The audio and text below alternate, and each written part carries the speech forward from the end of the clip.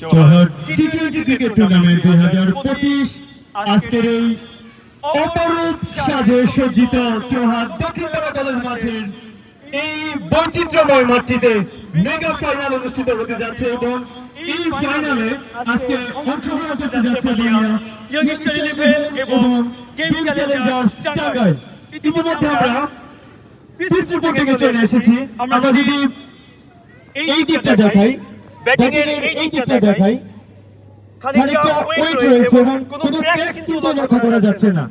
Middle part of the pitch যদি আমরা লক্ষ্য করি, এখানে কিন্তু অনেক গ্রাস দেখা যাচ্ছে এবং আমার মতে ব্যাটিং সহ একটি পিচ হবে, যেহেতু দুই পাশ থেকেই ব্যাট করা হবে।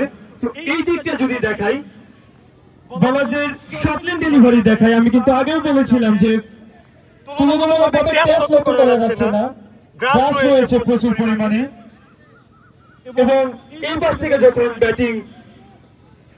ব্যাট করবে এবং এক্ষেত্রে যদি দেখি তার জোনটা যদি খেয়াল করি, এখানেও কিন্তু গ্রাস রয়েছে এবং আমি যতটুকু জানতে পেরেছি যে এখানে 220 এভারেজ রান এবং টস জিতে যদি কেউ ব্যাটিং এর সিদ্ধান্ত গ্রহণ করে, সেক্ষেত্রে তাকে একটা বড় লক্ষ্যমাত্রা নিয়ে কিন্তু ব্যাট করতে হবে।